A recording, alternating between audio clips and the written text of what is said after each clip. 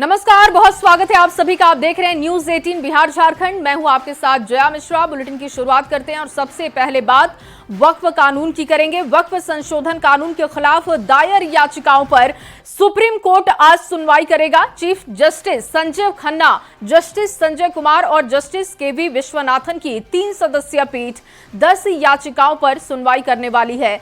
इन याचिकाओं में वक्फ संशोधन अधिनियम 2025 की कई धाराओं को संविधान विरोधी बताते हुए उन्हें रद्द करने की मांग की गई। वहीं वक्फ संशोधन अधिनियम 2025 के समर्थन में कई राज्यों ने भी सुप्रीम कोर्ट का दरवाजा खटखटाया है। छत्तीसगढ़, असम, महाराष्ट्र, मध्य प्रदेश, उत्तराखंड, हरियाणा और राजस्थान ने अर्जी दाखिल कर मामले में पक्षकार बनने की अनुमति मांगी है। इन राज्यों ने वक्फ कानून को चुनौती देने वाले याचिकाकर्ताओं की इस दलील का विरोध किया है कि वक्फ संशोधन अधिनियम संविधान का उल्लंघन करता है।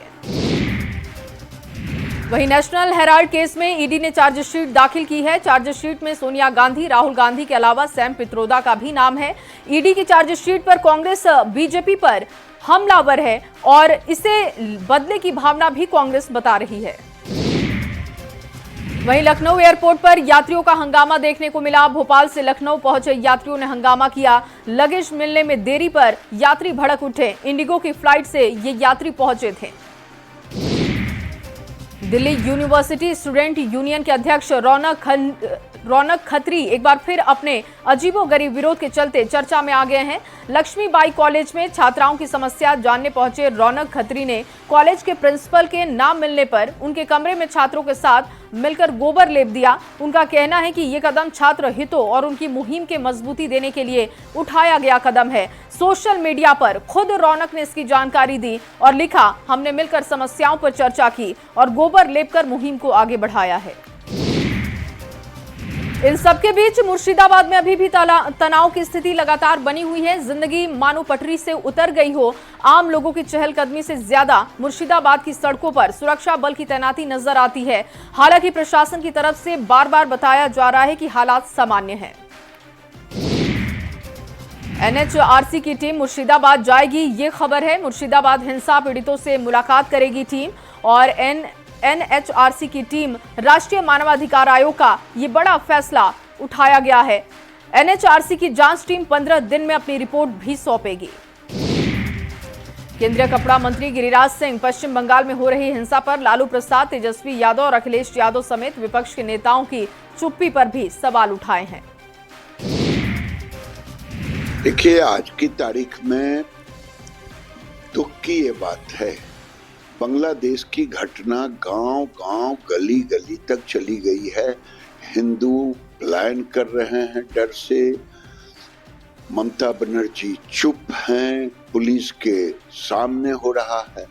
लेकिन इससे भी बड़ा दुख की बात है, कांग्रेस के राहुल गांधी कुछ नहीं बोल रहे हैं। बिहार के तेजस्वी यादव, लालू यादव कुछ नहीं बोल रहे हैं। कम्युनिस्ट के लोग नहीं बोल रहे हैं। उद्धव ठाकरे नहीं बोल रहे हैं। पूरे देश के जो टुकड़े टुकड़े गैंग और इंडी गठबंधन है, किसी की जुबान क्यों नहीं खुल रही है? अखिलेश यादव की जुबान क्यों नहीं खुल रही है? ये सबसे बड़ा दुख का पहलू है। क्या वोट के लिए देश में हिंदुओं पर हो रहे प्रहार को सहते रहेंगे ये लोग? वहीं पश्चिम बंगाल के मुर्शिदाबाद में वक्फ संशोधन बिल के चलते भड़की हिंसा ने कई जिंदगियों को झकझोर कर रख दिया है। इस हिंसा के बाद डर और असुरक्षा के माहौल में दर्जनों परिवारों को अपना सब कुछ छोड़कर पलायन करने की स्थिति में आना पड़ा है। धुलियान से ट्रेन पकड़कर परिवार किसी भी तरीके से जान बचाकर झारखंड के पाकुड़ पहुंचा। स्टेशन पर उतरते ही महिलाओं और बच्चों की आंखों से आंसू थमने का नाम नहीं ले रहा था। कंधे पर सामान, गोद में मासूम और आंखों में डर लिए महिलाएं जब पाकुड़ रेलवे स्टेशन पर उतरी तो हर किसी का दिल भर आया। मुजफ्फरपुर से आपको बड़ी खबर दे दे। देखिए, भीषण आग में झुलसकर मौत की खबर है। 4 बच्चों की जिंदा जलकर मौत हो गई है। बरियारपुर के रामपुर मणि की यह घटना बताई जा रही है। महादलित बस्ती में अचानक आग लग गई। दूसरे बच्चों की तलाश जारी है। घटना से लोगों में आक्रोश भी है। और एनडीए को लेकर खबर, जहां एनडीए में शामिल होने की खबरों के बीच वीआईपी अध्यक्ष मुकेश सहनी ने सफाई दी। उन्होंने खबरों का खंडन करते हुए कहा कि वो मजबूती से महागठबंधन के साथ हैं और तेजस्वी यादव के नेतृत्व में सरकार बनाएंगे। तो प्रयास कर रहे हैं, कमजोर हैं और हम मजबूती से महागठबंधन के साथ हैं। हम अपनी सरकार बनाएंगे तेजस्वी जी के नेतृत्व में और वो लोग उम्मीद करते हैं, ठीक है, हर एक ताकतवर लोगों का इंतजार करना चाहिए और वो मानते हैं कि हमें ताकत है, हमें क्षमता है कि उनके मझधार वाले नैया को पार लगाएंगे। तो ये उनकी सोच है। फिलहाल तो हम महागठबंधन के साथ हैं, मजबूती से काम कर रहे हैं। दरअसल मुकेश सहनी को सफाई इसलिए देनी पड़ी क्योंकि बीजेपी अध्यक्ष दिलीप जायसवाल ने इशारों में विपक्ष के एक दल के एनडीए से संपर्क की चर्चा की। इस इशारे ने सियासी माहौल को गरमा दिया। चर्चा ये होने लगी कि जायसवाल का इशारा वीआईपी के मुकेश सहनी की तरफ है। हम आपको दिलीप जायसवाल का वो बयान भी सुनवाते हैं।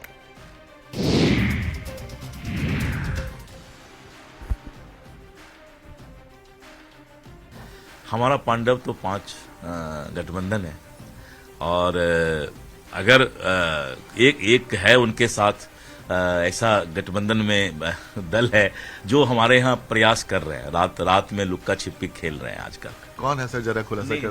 मैं नहीं बता सकता हूँ, लेकिन एक उनके गठबंधन के बहुत ही मजबूत पार्टनर हैं जो आजकल प्रयास में हैं। लेकिन अगर उन्होंने सम्मानजनक तरीके से बात की तभी हम लोग उस पर विचार करेंगे। आपका कहीं सारा मुकेश सहनी की तरफ तो नहीं? मैं किसी के बारे में बोल नहीं सकता हूं, लेकिन अगर कोई भी है तो अपने वजूद के लिए कोई भी कहीं जा सकता है। तो अगर वैसी परिस्थिति हुई तो अगर सम्मानजनक बात करेंगे तभी हम उस पर कोई चर्चा कर सकते हैं। तो यानी कि एनडीए के सहयोगी की संख्या भी 5 से बढ़ के 6 हो सकती है? नहीं, मैंने कहा ना कि ये परिस्थिति पर निर्भर करता है। अगर सम्मानजनक कोई बात करेगा तो हम फिर देखेंगे उस पर। कल दिल्ली में कांग्रेस आरजेडी की बैठक को बिहार कांग्रेस प्रभारी कृष्णा अल्लावरू ने सफल बताया और कहा कि एनडीए को हराने के लिए महागठबंधन के सभी घटक दल एकजुट हैं। पटना में 17 अप्रैल को आगे की रणनीति पर सभी घटक दल के नेता चर्चा भी करेंगे। जी, कल बैठक हुई, अच्छी बैठक हुई। बिहार की रणनीति के बारे में चर्चा हुआ और कल दोबारा पटना में मीटिंग है और मजबूत होकर गठबंधन में लड़ेंगे और जीतेंगे। गोपालगंज से खबर, जहां गोपालगंज में किशोरी को कार से अगवा कर गैंगरेप किए जाने के मामले में पुलिस ने जांच शुरू कर दी है। पीड़िता का बयान भी दर्ज करवा लिया गया है। बैंकुंठपुर में 10 अप्रैल को हुई इस घटना में पुलिस ने पीड़िता के बयान पर निशांत कुमार, छोटू कुमार समेत 3 लोगों के खिलाफ प्राथमिकी भी दर्ज की थी, लेकिन अब तक किसी भी आरोपी की गिरफ्तारी नहीं हो सकी है। बच्चे के साथ कुछ लोगों के द्वारा सेक्सुअल असॉल्ट का मैटर सामने आया है। इसमें हम लोग के द्वारा एफआईआर दर्ज की गई है और आगे जो भी विधिवत कार्रवाई है वो हम लोग करेंगे। मेरे द्वारा भी कल उनकी पीड़िता के परिवार से और बाकी अनुसंधान की जो प्रगति है उसके बारे में समीक्षा की गई थी और जल्द से जल्द हम लोग इसमें जो भी अभियुक्तगण है उनकी गिरफ्तारी करेंगे। और अब बात रिश्वतखोर प्रिंस की करते हैं। बिहार में एक और भ्रष्ट अधिकारी के खिलाफ स्पेशल विजिलेंस यूनिट ने बड़ी कार्रवाई की है। निलंबित सीओ प्रिंस राज के मधुबनी और शेखपुरा के ठिकानों पर छापेमारी चल रही है। प्रिंस राज पर आय से 90% ज्यादा संपत्ति कमाने का आरोप है। प्रिंस राज को पहले ही निलंबित किया जा चुका है। एसबीयू सूत्रों के मुताबिक छापेमारी में उसके पास से मैट्रिक के 2 सर्टिफिकेट बरामद किए गए। एक सर्टिफिकेट जो कि 2004 का है, जिसमें उसका नाम धर्मेंद्र कुमार बताया जा रहा है, जबकि दूसरा सर्टिफिकेट 2006 का बना है जिसमें उसका नाम प्रिंस राज है। यानी कि प्रिंस राज ने नौकरी पाने के लिए फर्जीवाड़ा करके 2 बार मैट्रिक की परीक्षा दी है। और प्रिंस राज की पत्नी अंकु गुप्ता अरियरी की सीओ भी हैं। शेखपुरा के राजोपुरम मोहल्ला में निगरानी की टीम छापेमारी कर रही है। शेखपुरा में कुछ कागजात और बैंक अकाउंट भी बरामद किए गए। अभी भी रिश्वतखोर के ठिकानों पर छापेमारी हो रही है। और एसबीयू सूत्रों के हवाले से आपको बड़ी जानकारी, बड़ा अपडेट दे दे। निलंबित सीओ के यहां पर छापेमारी में बड़ा खुलासा हुआ। प्रिंस राज ने 2 बार मैट्रिक की परीक्षा दी। 2004 में धर्मेंद्र कुमार के नाम पर परीक्षा दी थी, जबकि 2006 में प्रिंस राज के नाम से उसने एग्जाम दिया था। एसबीयू ने जब्त किए हैं दोनों सर्टिफिकेट और मामले की अब जांच हो रही है। मुजफ्फरपुर से खबर है, जहां मुजफ्फरपुर के मीनापुर में पंचायत के दौरान एक पक्ष के लोगों ने पंच को पीट कर मार डाला है। बेलाही पक्षी गांव में पंच सहयोग राम एक पंचायती में शामिल हुए थे और इसी दौरान दूसरे पक्ष के लोगों ने उन पर हमला कर दिया। हमले में गंभीर रूप से घायल संयोग राम की मौत हो गई। पुलिस ने पीट कर हत्या का मामला दर्ज कर लिया है और आरोपियों की गिरफ्तारी के लिए छापेमारी हो रही है। अपने ही भाई के साथ घर के बगल के जो रास्ते की ज़मीन होती है उसके लिए दोनों में हल्की फुल्की लड़ाई हुई और उस लड़ाई के दौरान चूँकि ये पहले से भी रोगग्रस्त रहा करते थे और किसी ने उनके साथ मारपीट की और धक्का मुक्का किया, जिसके चलते वो अचेतावस्था में वहाँ बेहोश होकर गिर गए और वो अस्पताल लाते लाते उनकी मृत्यु हो गई। वहीं राजधानी पटना में चोरों का उत्पात देखने को मिला। अपार्टमेंट के 6 फ्लैट में एक साथ चोरी की घटना को अंजाम दिया गया है। बंद फ्लैट्स में चोरों ने चोरी की है। सुधा होम टाउन अपार्टमेंट की घटना है। परसा बाजार थाना क्षेत्र की ये घटना बताई जा रही है। मुजफ्फरपुर से अब आपको बड़ी खबर दे दे। बंद बोरे में युवक की लाश बरामद की गई है। हत्या कर लाश को फेंकने की आशंका जाहिर की गई। मृतक के गर्दन पर जख्म के निशान पाए गए। बरूराज इलाके में मिले युवक के शव के बाद अब पुलिस इस पूरे मामले की जांच कर रही है। साथ ही साथ अब तक शव की शिनाख्त भी नहीं हो पाई है।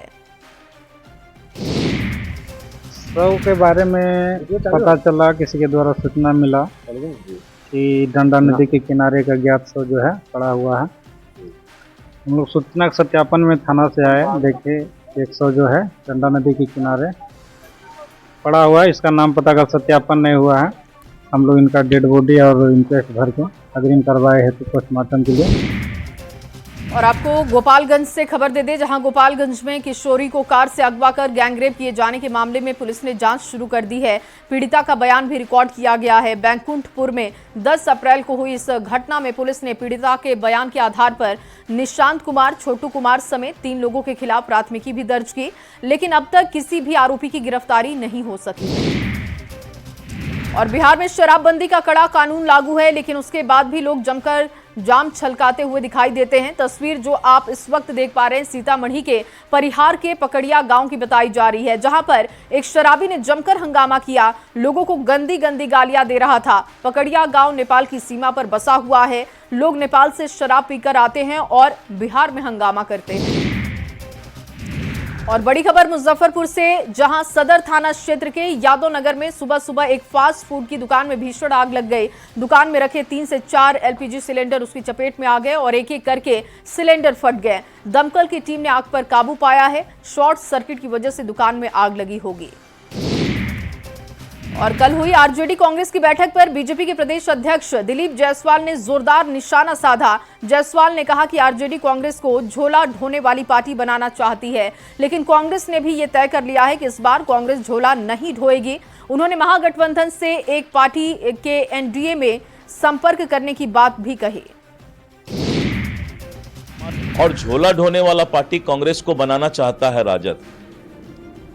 वैसे परिस्थिति में उस घटक दल के कुछ और लोग जो उनसे नजदीक हुए हैं, उस घटक में गए हैं महागठबंधन में, उनको चिंता सता रही है। और वो लोग हमारे संपर्क में भी, कि जैसे उनको लगता है कि महागठबंधन में उनको सम्मान नहीं मिलेगा तो वो एनडीए गठबंधन में आना चाहते हैं। हम विचार करेंगे समय पर।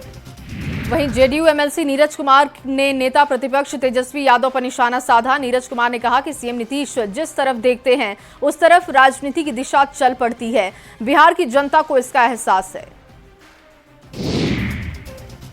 माननीय तेजस्वी यादव जी की वह राजनीतिक भाषा की नीतीश कुमार जी को हाईजैक कर लिया गया है, तो लालू प्रसाद जी को कौन हाईजैक कर लिया?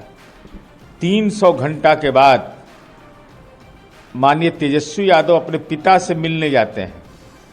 पिता आईसीयू में हैं, पार्टी के राष्ट्रीय अध्यक्ष हैं, तो डिफंक्ट हो गए क्या? तो उनको पदमुक्त कर दीजिए। नीतीश कुमार जी हाईजैक हो जाएंगे, कोई पैदा लिया है? अरे नीतीश कुमार जी जिधर देखते हैं उधर ही राजनीति की दिशा चल पड़ती है। यह बिहार की जनता को एहसास है।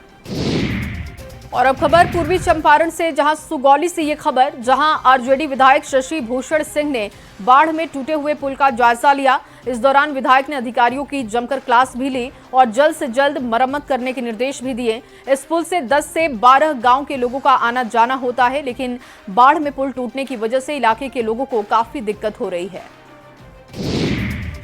हमको आज ही इन लोगों ने दिखाया है, लेकिन विगत 5-7 वर्षों से टूटा हुआ रोड भी है, पुल भी है, लेकिन हमको किसी ने बताया नहीं। कई गांवों को यह पुल जोड़ता है, रास्ता जोड़ता है, बहुत सारे गांव को जोड़ता है और इसके चलते नदी में जो कटाव हो रहा है, मैक्सिमम लोग नदी के किनारे से आकर इधर बसेगा। इसलिए इस पुल का बनना नितांत आवश्यक है और इस रोड का भी बनना नितांत आवश्यक है। लोगों को हम जल्द से जल्द कार्रवाई करके आने वाले फाइनेंशियल ईयर में निश्चित रूप से उसके पहले बन जाएंगे। वहीं रोहतास जिले में इस साल गेहूं की बम्पर पैदावार हुई है और हार्वेस्टर से फसल काटने के बाद कई किसान खेत में अवशेष को जला रहे हैं, जिसकी वजह से प्रदूषण का खतरा भी बढ़ता जा रहा है। जिला प्रशासन खेत में अवशेष जलाने वाले किसानों पर कार्रवाई की अब तैयारी कर रहा है। किसानों की पहचान कर उन्हें 3 साल तक सभी सरकारी लाभ से वंचित किया जाएगा। साथ ही किसानों से अपील की जा रही है कि वो अवशेष अपने खेत में ना जलाएं। ये सभी प्रसार कार्यकर्ता को निर्देश दिया गया है कि व्यापक प्रचार प्रसार किया गया है और अभियान चला करके इसको रोका गया है। जो किसान जला रहे हैं उन पर कार्रवाई की अनुशंसा। और वहीं गर्मी बढ़ने के साथ सिवान जिले में आग लगने की घटनाएं भी बढ़ने लगी हैं और इसको देखते हुए जिला प्रशासन लगातार जागरूकता अभियान चला रहा है। मंगलवार को अग्निशमन विभाग ने मॉक ड्रिल किया और अपनी तैयारियों को परखा है। डीएम ने गर्मी के मौसम में सतर्कता बरतने की भी अपील की। से अनुरोध है कि जो क्या करें और क्या ना करें। जैसे आगलगी से बचने के लिए सबसे पहले आवश्यक है कि आप जो रसोई में काम करते हैं वहाँ पे चूल्हा बंद होना चाहिए। यदि किसी का घर कच्चा है तो वहाँ पे शाम से पहले, रात से पहले भोजन बना लेना चाहिए, या जो अपने आसपास के स्थल को थोड़ा सा भींगा रखना चाहिए। यदि आगलगी की कोई घटना घटती है तो सरकार का एसओपी है कि हम लोग भोजन मुहैया कराने का काम करेंगे, उनको अन्य संसाधन देने का काम करेंगे, सामुदायिक आश्रय गृह का भी निर्माण किया जाएगा। और वहीं बिहार में मौसम में लगातार बदलाव हो रहा है और इसी बीच मौसम विभाग ने 22 जिलों के लिए अलर्ट भी जारी कर दिया है। तेज आंधी, पानी और ठनका की आशंका जाहिर की गई है। गोपालगंज में बारिश के बाद आज सुबह तेज धूप निकली। तेज धूप निकलने के साथ ही उमस भरी गर्मी भी पड़ने लगी। तापमान बढ़कर 34 डिग्री तक पहुंच जाने की संभावना है। मौसम विभाग ने अगले 3 दिनों में तापमान बढ़कर 39 डिग्री तक पहुंचने का अनुमान जाहिर किया। और अब खबर बदहाल स्वास्थ्य व्यवस्था को लेकर है, जहां बदहाल स्वास्थ्य व्यवस्था की तस्वीर भागलपुर से देखने को मिली, जहां पर जवाहरलाल नेहरू चिकित्सा अस्पताल के हड्डी रोग विभाग में मरीजों का इलाज ईंट लटकाकर किया जा रहा है और इसके लिए लोहा का चक्का लटकाया जाता है, लेकिन यहां 10 से ज्यादा मरीजों का इलाज ईंट लटकाकर किया जा रहा है। खबर जमशेदपुर से है, जहां सोनारी के निजी अपार्टमेंट में 3 सांडों की लड़ाई देखने को मिली। तभी एक सांड अपनी जान बचाने के लिए तीसरे मंजिल पर चढ़ गया, जिससे पूरे इलाके में अफरा तफरी का माहौल बन गया। सूचना मिलते ही हिंदू संगठन के लोग मौके पर पहुंचे और घंटों की कड़ी मशक्कत के बाद क्रेन के जरिए सांड को नीचे उतारा गया। बता दें आपको कि आए दिन सड़कों पर आवारा पशुओं का जमावड़ा देखने को मिलता है, जिससे लोगों की परेशानी बढ़ी हुई है। 3 सांड आपस में बहुत जोर से लड़ रहे थे, तो लड़ते लड़ते अचानक घुसे और एक सांड जो सीधा ऊपर चढ़ा गया, ऊपर चढ़ गया तो उसको भगाने की कोशिश की है, लेकिन वो पूरा छत तक 3 तल्ला तक चले गए। उसके बाद उसको बहुत मुश्किल से हम लोग कंट्रोल करके बांधने की कोशिश किए, लेकिन कंट्रोल नहीं, उतारने का बहुत कोशिश किए। फिर उनके बाद हम बजरंग दल को कॉल किए हैं, उन्होंने जो है हाड्रा का व्यवस्था भी किया है। हम लोग प्रयास कर रहे हैं, सांड को वहाँ पे हम लोग बांधेंगे, सभी जितना भी यहाँ भाई लोग हैं सभी मिलकर उसको बांधेंगे, फिर हाइड्रा से उसको करके नीचे आराम से उतारेंगे ताकि उसको कुछ चोट ना लगे। और अब बात करेंगे सिमडेगा की, जहां की कैसलपुर पंचायत के चुंदियारी गांव में अभी तक मूलभूत सुविधाएं नहीं पहुंच पाई हैं। लोगों के आने जाने के लिए सड़क नहीं है, न तो पीने के लिए शुद्ध पानी की व्यवस्था और न ही बिजली की व्यवस्था है। सड़क नहीं होने की वजह से मरीजों को अस्पताल ले जाने में काफी परेशानी होती है। बीमार होने पर लोग मरीजों को खाट पर लिटाकर अस्पताल पहुंचाते हैं। हालांकि ग्रामीणों का कहना है कि कई बार जिला उपायुक्त को लिखित आवेदन हमने दिया, लेकिन फिर भी कोई सुनवाई नहीं होती है। विकास विहीन गांव के लोग सरकार से सड़क निर्माण की गुहार लगा रहे हैं। और साइबर अपराध से जुड़ी खबर आपको दे दें। साइबर अपराध आज देश के लिए बड़ी समस्या बन चुका है। युवा हो, बुजुर्ग हो, सब इसकी चपेट में आते हुए दिख रहे हैं। साइबर क्राइम को देखते हुए पुलिस ने हजारीबाग के संत कोलंबस कॉलेज में स्पेशल ड्राइव अभियान चलाया और स्कूल के बच्चों को साइबर अपराध की जानकारी भी दी गई। लोगों को साइबर ठगी से बचने के लिए जागरूक किया जा रहा है ताकि वो भविष्य में खुद के साथ अपने आसपास के लोगों को साइबर ठगी का शिकार होने से बचा सके। और बड़ी खबर गढ़वा से, जहां सदर थाना क्षेत्र के उड़सुग्गी गांव में पत्थर माफियाओं का आतंक देखने को मिला। माफियाओं ने पहाड़ काटकर बड़े बड़े गड्ढे बना दिए, जिसकी वजह से कल 4 बच्चों की मौत की खबर सामने आई। दरअसल अवैध खनन किए गए गड्ढों में पानी भर गया और इसमें 8 बच्चे नहाने गए थे और तभी 4 बच्चों की डूबने से मौत हो गई। जिसके बाद जिला खनन पदाधिकारी ने टीम के साथ घटनास्थल का निरीक्षण किया और अधिकारियों को दोषियों पर प्राथमिकी दर्ज करते हुए कड़ी कार्रवाई का आदेश भी दिया है। और इसी खबर के साथ इस बुलेटिन में बस इतना ही। आप बने रहिए न्यूज़ 18 बिहार झारखंड के साथ।